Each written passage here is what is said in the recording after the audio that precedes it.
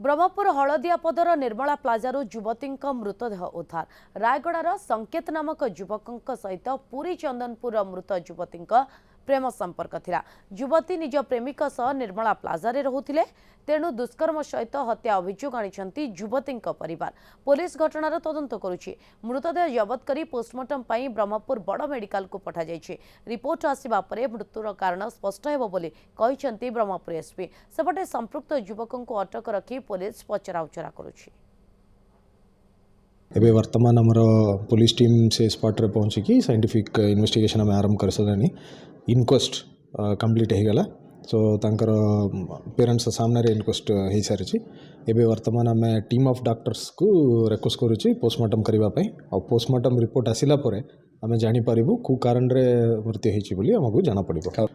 झीवर घर पुरी जिले में अच्छी आ झील गोटे आंगनवाड़ी रे काम करुच्ची पुअर घर निज घर रायगड़ा से वर्तमान भुवनेश्वर से रोचे गोटे टायर कंपनी रे जेके टायर बोली गोटे टायर कंपनी रे से सेल्स मैनेजर भाव काम करुच्ची।